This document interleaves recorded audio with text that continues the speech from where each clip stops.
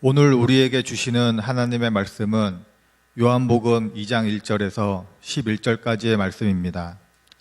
신약성경 144면에 있습니다. 다 찾으신 줄 알고 제가 봉독하겠습니다. 사흘째 되던 날 갈릴리 가나에 혼례가 있어 예수의 어머니도 거기 계시고 예수와 그 제자들도 혼례의 청함을 받았더니 포도주가 떨어진지라. 예수의 어머니가 예수에게 이르되 저들에게 포도주가 없다 하니 예수께서 이르시되 여자여 나와 무슨 상관이 있나이까? 내 때가 아직 이르지 아니하였나이다. 그의 어머니가 하인들에게 이르되 너희에게 무슨 말씀을 하시든지 그대로 하라 하니라. 거기에 유대인의 정결 예식을 따라 두 해통 드는 돌 항아리 6이 놓였는지라. 예수께서 그들에게 이르시되 항아리에 물을 채우라 하신즉 아기까지 채우니 이제는 떠서 연회장에게 갖다 주라 하시매 갖다 주었더니 연회장은 물로 된 포도주를 맛보고도 어디서 났는지 알지 못하되 물 떠온 하인들은 알더라. 연회장이 신랑을 불러 말하되 사람마다 먼저 좋은 포도주를 내고 취한 후에 낮은 것을 내거늘 그대는 지금까지 좋은 포도주를 두었도다 하니라. 예수께서 이 첫 표적을 갈릴리 가나에서 행하여 그의 영광을 나타내심에 제자들이 그를 믿으니라. 아멘. 아멘. 사순절이 시작이 되었습니다. 사순절이란 부활절을 기준으로 주일을 뺀 40일 전부터 우리의 죄를 대속해 주신 예수 그리스도를 묵상하며 지내는 기간을 말합니다. 저는 이 사순절 기간 동안 매 주일마다 설교를 통해서 예수님이 행하신 일들 그리고 예수님을 만난 사람들에 대해서 이야기를 해보려 하는데요. 오늘은 첫 시간으로 요한복음 2장에 나오는 가나의 혼인잔치 이야기를 하려 합니다. 가나의 혼인잔치 이야기에는 예수님께서 물을 변하여 포도주를 만드신 사건이 나오는데요. 성경에서는 이것을 가리켜서 예수님이 행하신 첫 번째 표적이다라고 말하고 있습니다. 우리가 기적이라고 하는 표현은 많이 들어봤습니다만은 표적이라고 하는 말은 익숙치 않은 단어입니다. 자, 그렇다면 기적이라고 하는 말과 표적이라는 말에는 어떤 차이가 있는 것일까요? 기적이라고 하는 말은 사전적 의미론 상식을 벗어난 기이하고 놀라운 일이다라고 말을 합니다. 그럼 표적은 뭔가요? 표적도 기적과 마찬가지로 상식을 벗어나 기이하고 놀라운 일이 일어난 사건을 가리킵니다. 그런데 표적이 기적과 다른 것이 있다면 표적은 기적이 일어난 그 자체가 목적이 아니라 기이하고 놀라운 일이 담고 있다라고 하는 메시지입니다. 예를 들면 우리가 도로를 지나다 보면 도로 표지판이 있습니다. 그런데 여러분, 도로 표지판 자체가 중요한 것입니까? 아니면 그 표지판에 써져 있는 글씨가 중요한 것입니까? 목적지를 가르치는 글씨가 중요할 수밖에 없습니다. 이처럼 표적은 이러한 기이한 일이 발생한 이유는 바로 이 사건을 통해서 다른 목적지를 향해 봐야 할 것이 있다고 알려주는 표지판과 같다라고 하는 것입니다. 그렇다면 예수님께서는 요한복음 2장에 등장하고 있는 가나의 혼인잔치의 표적을 통해서 오늘 우리들에게 무엇을 말씀해 주고 싶은 것일까요? 어떤 이야기를 하고 싶으신 것일까요? 먼저 요한복음 2장의 표적 사건으로 들어가기 전에 생각해 보고 넘어야 될 것이 있습니다. 여러분 혹시 매직아이라고 들어보셨습니까? 매직아이. 1990년대 유행한 입체화 영상 그림이죠. 이 그림은 일정한 간격으로 배열된 이상한 그림이었는데 두 눈을 집중해서 새로운 그림을 보는 놀이입니다. 어떤 그림에서 기준점을 잡은 이후에 좀 흐리멍텅한 눈으로 그 그림을 계속해서 보고 있노라면 갑자기 그 그림 안에 숨겨져 있던 다른 그림이 보이거나 혹은 숫자가 선명하게 보일 때가 있음을 기억하실 것입니다.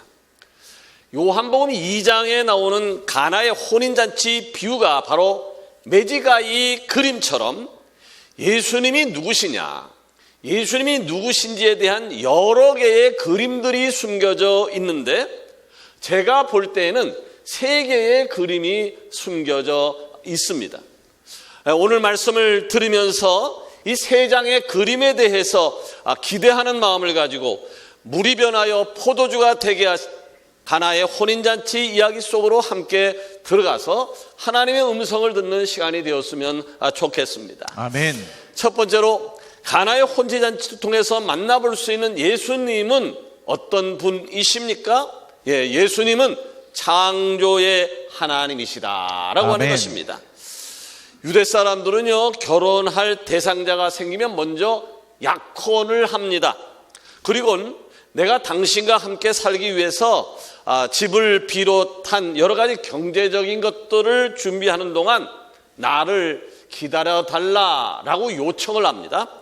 보통 유대의 남자들은요, 약혼한 여인을 자신의 아내로 데려오기까지는 적어도 1년 또는 3년까지 준비하는 시간이 필요로 합니다.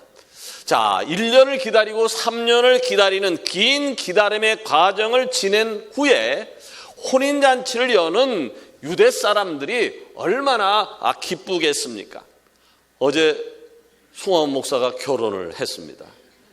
10년을 연애했다고 그래요. 10년. 어제 송 목사님 표정을 못 봤죠. 좋아 죽었어요. 못할 줄 알았거든요. 근데 하여튼 결혼했어요. 자, 10년을 기다리다가 결혼했으니 얼마나 좋겠습니까? 이스라엘 사람들이 그랬어요. 약혼을 하고 기다리는 기간이 1년, 2년, 3년이었다가 결혼하니까 그 행사가 얼마나 크겠습니까? 그래서 보통 그들의 혼인잔치는요, 일주일 정도를 했습니다. 우리는 1시간에 다 끝납니다만은 이스라엘의 혼인잔치는 무려 일주일 동안 진행을 했습니다. 그런데 오늘 본문에 등장하는 가나에서 열린 혼인잔치가 3일째를 맞이했는데, 일주일 중에서 3일째를 맞이했는데 행사를 한참 하다가 포도주가 떨어지게 되어진 것입니다. 여기에 포도주가 떨어졌다라고 하는 것은 무엇을 의미하는 줄 아십니까? 우리나라에서 잔치하는 모습들을 보게 되어지면요, 그 지역마다 없어서는 안 되는 음식들이 존재하더라고요. 가령 전라도에서 잔치를 한다라고 하면요, 홍어회가 빠지지 않습니다. 잔치에 참석한 손님들에게 아주 잘 섞인 홍어회를 내놓지 않게 되어지면 잔치를 잘 하고서도 욕을 먹는 경우가 허다합니다. 마찬가지로요, 이스라엘 가나 지역의 잔칫나래라고 하면 빠져서는 안 되는 것이 있습니다. 바로 그 지역의 특산물로 만든 포도주였던 것이죠. 자, 이 중요한 혼인잔치에 예기치 않게 포도주가 떨어진 겁니다. 혼인잔치 가운데 큰 위기가 찾아왔다라고 하는 말입니다. 그런데 이 혼인잔치에 포도주가 떨어졌다라고 하는 사실을 제일 먼저 안 사람이 예수님의 모친 마리아였습니다. 아마도 예수님의 어머니 마리아가 그 혼인잔치의 음식에 관련된 모든 사항들을 총 책임지는 일을 했던 것 같습니다. 마리아가 얼마나 몸이 달겠습니까? 몸이 다르니까 예수님께 찾아가서 이렇게 이야기를 합니다. 잔치집에 포도주가 떨어졌는데 어떻게 도와주면 안 될까? 마리아는요, 예수님이 하나님의 아들인 것을 알고 있었던 거죠. 그래서 이야기를 했습니다. 당신의 능력으로 포도주를 어떻게 준비하면 안 되겠습니까? 그때 예수님께서 그 이야기를 어머니 마리아를 통해서 듣고는 이렇게 이야기를 하죠. 이 일이 나와 무슨 상관입니까?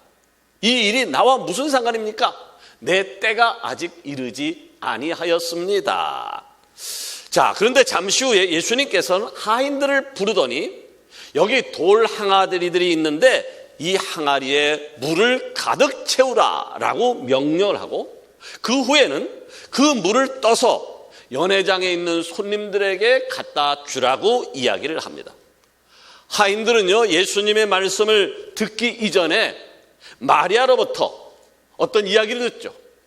예수님이 어떤 말씀을 하시든지 그대로 순종하라 라고 하는 이야기를 들은 터라 그들은 예수님의 말씀을 듣고서 묻지도 따지도 않고 돌 항아리에 물을 길어다가 항아리 아기까지 가득 채웠고, 그 물을 떠서 손님에게 내어주라는 명령에 순종을 합니다.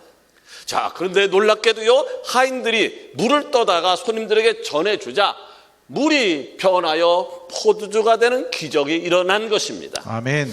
자, 어떻게 사람이 말 한마디 했을 뿐인데 물이 변하여 포도주가 된 것일까요? 아니, 예수님이 누구시길래 이런 놀라운 기적을 일으키는 주인공이 될 수 있다는 말입니까? 결론부터 이야기하자면 예수님께서 그 일을 하셨던 것은 그분은 창조주 하나님이시기 때문이었습니다. 아멘. 예수님께서는요, 사역의 첫 순간부터 내가 창조주 하나님이다, 내가 창조주 하나님이다라고 이스라엘 백성들에게 표적을 통해서 지금 말씀하고 있는 것입니다.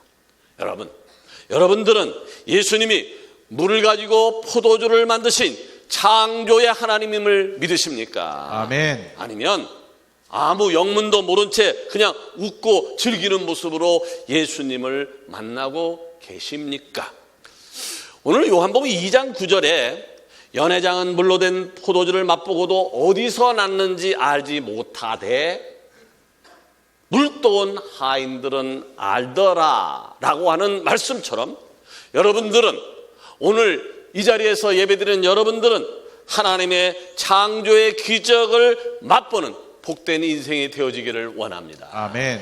두 번째로, 가나의 혼인잔치 사건 속에 숨겨져 있던 예수님, 그 예수님은 어떤 분이십니까? 예수님은 우리의 죄를 되속하기에 이 땅에 오신 구세주이십니다. 아멘.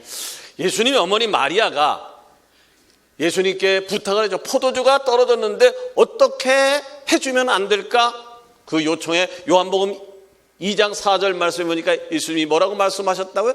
내 때가 아직 이르지 아니하였습니다. 내 때가 아직 이르지 아니하였다라고 하는 말에 주목할 필요가 있습니다. 자, 예수님께서 말씀하시는 내 때, 나의 때는 언제를 가리키는 말인가요? 요한복음 2장 1절에 보니까 때와 연관성 있는 문장이 하나 더 나옵니다.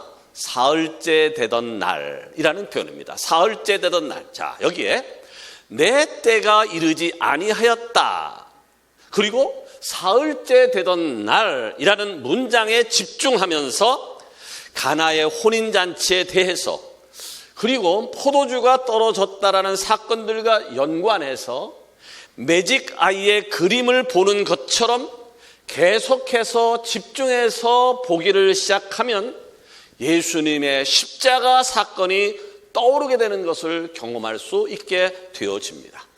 자, 그렇다면 가나의 혼인잔치 비유와 예수님의 십자가 사건이 어떻게 연결이 되는 것일까요? 예수님께서는요, 종종 혼인잔치의 비유를 통해서 자신이 혼인잔치의 신랑이라고 하는 말씀을 하셨습니다. 마태복음 9장 15절 말씀에 보니까 예수께서 그들에게 이르시되 혼인집 손님들이 신랑과 함께 있을 동안에 슬퍼할 수 있느냐? 그러나 신랑을 빼앗길 날이 이르리니 그때는 금식할 것이니라. 네. 아멘. 예수님의 제자들이 신랑과 함께 할 때는 먹고 마시고 즐기겠지만 신랑을 빼앗기는 날에는 금식하게 될 것이라는 말씀을 하신 것이죠. 결국 예수님께서는 가나의 혼인잔치에 초대받아서 이곳에서 물이 변하여 포도주가 되는 기적적인 사건을 통해서 자신의 대속 사역에 대해서 예고를 하고 싶으셨던 것입니다. 내 때가 되면, 자, 예수님께서는 세상 죄를 짊어지고 가는 어린 양으로서 십자가에 죽게 될 것이다 라고 하는 것입니다. 바로 그 날엔 혼인잔치에 포도주가 떨어졌던 것처럼, 아니, 혼인잔치집에 포도주가 떨어지는 것보다 더 악한 상황인 혼인집의 신랑을 빼앗기는 일을 겪게 될 것인데, 그런 상황이 되더라도 두려워하지 말라, 놀라지 말라라고 하는 것입니다. 아멘. 왜냐하면 3일째 되는 날 물이 변하여 포도주가 되는 기적이 일어난 것처럼 3일째 되는 날 예수님께서는 죄와 사망의 권세를 이기고 새로운 모습으로 부활하실 것이기 때문입니다. 아멘. 사랑하는 여러분, 우리가 인생을 살아가다 보니까 연애에 갑자기 포도주가 떨어졌던 것처럼 예기치 않은 일을 당할 때가 너무나도 많이 있습니다. 건강에 대해서는 누구보다도 자신 있었는데, 운동도 하고 음식주도 하고 나름대로 관리를 하며 살았는데, 어느 날 몸에 이상이 있어서 검사를 해봤더니 암이라고 하는 판정이 나올 때도 있습니다. 어떤 누구보다도 열심히 회사에 출근하고 회사를 위해서 헌신하며 살아왔는데 갑자기 경제 위기가 찾아오면서 직장으로부터 해고 통지서를 받는 날이 찾아올 수도 있습니다. 자, 이런 전혀 예기치 않은 일이 내게 찾아왔을 때 우리들은 예수님을 믿는 사람으로서, 하나님의 아들, 딸로서 어떻게 해야 될까요? 어떻게 반응하는 것이 옳은 것일까요? 그때 우리는 히브리서 12장 2절의 말씀처럼 믿음의 주여 또 온전케 하시는 이인 예수를 바라봐야 할 줄로 믿습니다. 아멘. 우리가 인생의 바닥을 칠 수도 있어요. 예기치 않은 위기 상황이 왔을 때가 있어요. 그럼에도 불구하고 하나님이신 예수님을 바라보아야 할 것입니다. 아멘. 죄와 사망의 권세를 이기시고 3일 만에 부활하신 예수 그리스도를 바라봐야 한다는 것입니다. 아멘. 사랑하는 여러분, 예수님은요, 기억하십시오. 예수님은 우리의 구세주이십니다. 아멘. 예수님은요, 우리의 죄 문제를 해결해 주실 뿐만 아니라 우리의 다양한 삶의 문제로부터 구원해 주시는 분인 줄로 믿습니다. 아멘. 가나 혼인잔치의 하인들이요, 예수님이 무슨 말씀을 하시든지 믿고 따르며 돌 항아리에 물을 가득 채웠던 것처럼 우리 또한 구원자 되신 예수님이 무슨 말씀을 하시는지, 예수님이 우리에게 무슨 말씀을 하시는지 귀를 기울이며 그분의 말씀에 따라서 우리 앞에 놓여진 돌 항아리에 물을 채우고 그것을 가지고 우리의 삶의 현장으로 실어 날라야 되는 것입니다. 아멘. 여러분, 순종하여 물을 퍼 나르십시다. 아멘. 순종하여 걸어가십시다. 아멘. 순종하여 찬송하십시다. 아멘. 순종하여 기도하십시다. 아멘. 무엇보다도 순종하여 예배자 되십시다. 아멘. 순종하게 되면요, 메마른 땅에 물을 뿌리게 되어지면 땅에서 새싹이 피어나는 것처럼 바로 그곳에 구원의 역사, 기적의 역사가 시작되는 줄로 믿습니다. 아멘. 여러분이 믿고 있는 예수님은 누구십니까? 여러분이 고백하는 예수님은 누구십니까? 그분은요, 온 인류를 구원하시기 위해 이 땅에 오신 메시아 구원자이십니다. 아멘. 여러분, 이 구원자 되신 예수님을 믿으시면 큰 소리로 아멘. 아멘. 큰 소리로 아멘. 아멘. 구원자 되신 예수님을 내가 믿는다라고 하는 얘기는 위대한 신앙 고백이에요. 어마어마한 축복이기도 하고요. 자, 그렇다면 구원자 되신 예수님을 내가 믿습니다라고 고백했다면 예수님께서 물이 변하여 포도주가 되게 하신 것처럼, 우리들의 삶의 모든 문제로부터 우리를 구원해 내실 줄로 믿으시기를 바랍니다. 아멘. 세 번째로, 가나의 혼인 잔치 사건 속에 숨겨져 있는 예수님은 누구십니까? 예수님은 새 시대를 열어갈 성령 하나님이십니다. 아멘. 가나의 혼인 잔치에 포도주가 떨어졌어요. 예수님께서는 하인들을 불러서 정결 예식을 위해서 사용되고 있던 6개의 돌 항아리에 물을 가득 채우게 한 후에 그 물을 가져다가 사람들에게 나눠주도록 하셨습니다. 그러자 어떤 일이 변했습니까? 물이 변하여 포도주가 되는 기적이 일어난 것입니다. 자, 예수님께서는 이 사건을 통해서 무엇을 이야기하고 싶었던 거예요? 예수님께서 이 사건을 통해서 오늘 우리에게 무슨 말씀을 하고 싶으셨던 것일까요? 여기에 유대인들이 정결 예식이에요. 정결 예식을 위해 사용했던 돌 항아리는 율법을 가리킵니다. 율법을 가리킵니다. 그리고 돌 항아리에 담긴 물은 요한의 물 세례로 회개의 세례를 가리키는 겁니다. 그렇다면 새 포도주는 무엇을 말하는 것일까요? 예수님의 성령 사역, 예수님의 성령 사역을 가리키고 있습니다. 세례 요한은요, 마태복음 3장 11절 말씀을 통해서 이렇게 이야기를 하죠. 나는 너희로 회개하게 하기 위하여 물로 세례를 베풀거니와 내 뒤에 오시는 이는 나보다 능력이 많으시니 나는 그의 신을 들기도 감당하지 못하겠노라. 그는 성령과 불로 너희에게 세례를 베푸실 것이요. 아멘. 또 누가복음 5장 37절 38절에 보니까요, 새 포도주는 낡은 가죽 부대에 넣는 자가 없나니 만일 그렇게 하면 새 포도주가 부대를 터뜨려 포도주가 쏟아지고 부대도 못 쓰게 되리라. 새 포도주는 새 부대에 넣어야 할 것이니라. 아멘. 이제는 율법의 시대가 아니라 은혜의 시대, 성령의 시대가 도래되었다라고 하는 것을 선포하고 있는 것입니다. 아멘. 또 사도행전 2장 오순절 성령 강림의 사건이 일어났을 때에 마가 다락방에 모인 사람들은 각 나라의 언어를 구사하면서 열방을 향해서 기도하는 일을 경험하게 됩니다. 자, 이러한 모습을 바라보던 각 나라 사람들이 성령 받은 사람들을 향해서 어떤 표현을 했느냐? 저들이 새 술에 취했다. 저들이 새로운 술에 취했다라고 하는 이야기를 하였습니다. 사랑하는 여러분, 물 세례를 통해서 회개를 경험하셨습니까? 물 세례를 통해서 회개를 경험하셨습니까? 그런데 여러분, 회개를 경험한 그 사건으로 그치게 되어지면요, 평생을 신자로 살다가 죽게 될 거예요. 신자로 살다 죽게 될 거예요. 하나님이 원하는 사람은요, 신자가 아니잖아요. 우리 제자 훈련할 때 다 배우셨잖아요. 하나님이 원하는 사람은 신자가 아니에요. 신자는 하나님 나라에 어떤 유익도 주지 못해요.